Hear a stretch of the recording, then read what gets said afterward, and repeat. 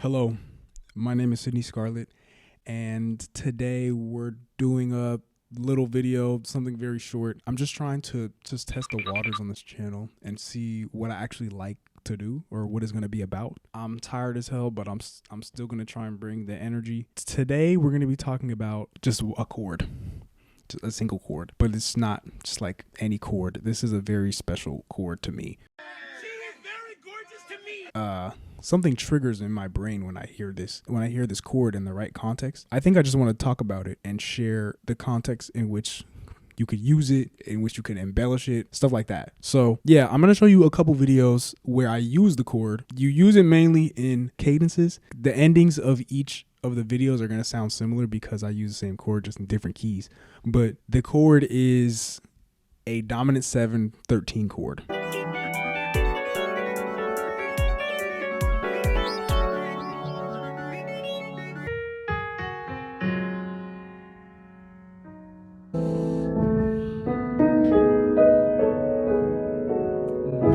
Okay, so in the first video, you might have heard it. It was this chord. Then it resolved like this, right? So basically, and then in the second video it was like this, and then here, and then in the third video it went like this.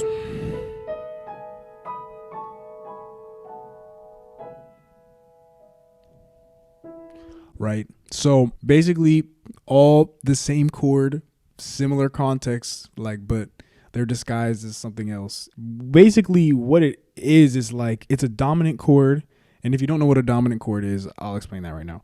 Dominant chord is, so if I'm in the key of C major, right? The dominant chord is built on the 5th scale degree, right? So if I'm in C and the tonic is C and you go up 5, that's G. So that's the dominant of C major, right? And the way you build a dominant 7 chord is you stack thirds on top of that till you get to 7. So 1, 3, 5, 7. There's a lot of tension because of this. This is a way for you to create tension and then release when you go back to the home key. So basically it's called a 5/1 cadence, and in Western classical music, it's just like a very standard way to end your piece and your song or whatever. Just a very strong, reliable ending in a lot of circumstances. However, as time goes on and you keep hearing it, sometimes it gets predictable and sometimes it gets boring and sometimes it gets repetitive. So at least when I'm writing music, I don't like to just outright just do it like that, because that's I just there's just something ethically wrong with that. It's just what I like to do when cadencing or coming to an end with this 7/13 chord is, so you take the dominant, right, and then you invert it to a third inversion, right? And then once you get it to third inversion, in the top voice you go up a half step and you play it like this, but then walk down to this dominant chord and then resolve it as you would. This way I've been able to have more possibilities. I feel like I've had an easier time finding things that sound better. I don't know how else to explain it other than that.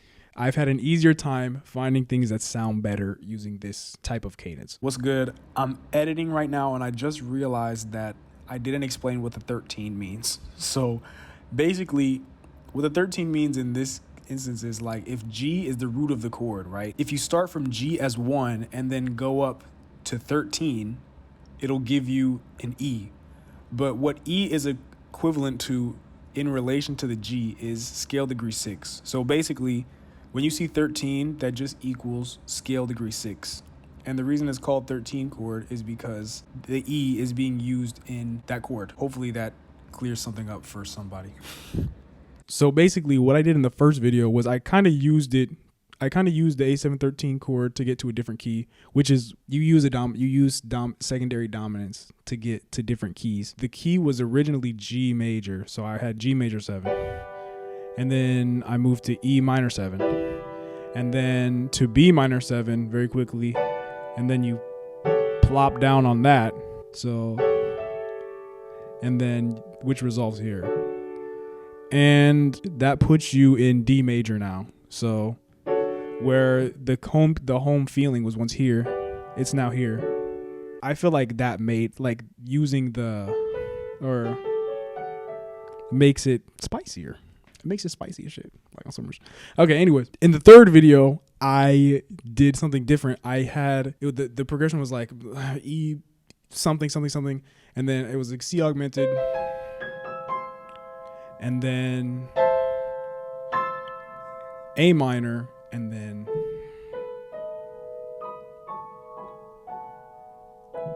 right. So what that is like, it's really nothing special at all. It's just this, but with thirds. So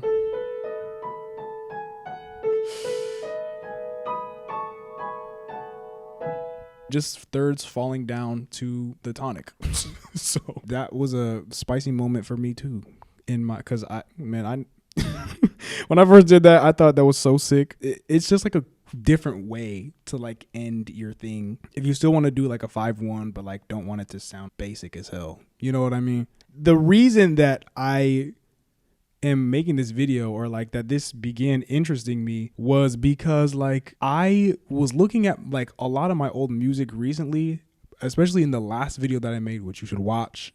You should watch it. And I realized that I had just been using this same chord in different ways. But I didn't know what it was. It just sounded good and I just kept using it. It even hit me in the very last video I made because of an alternate way you can play this chord, which is all the examples up until this point have been in major keys, right? So,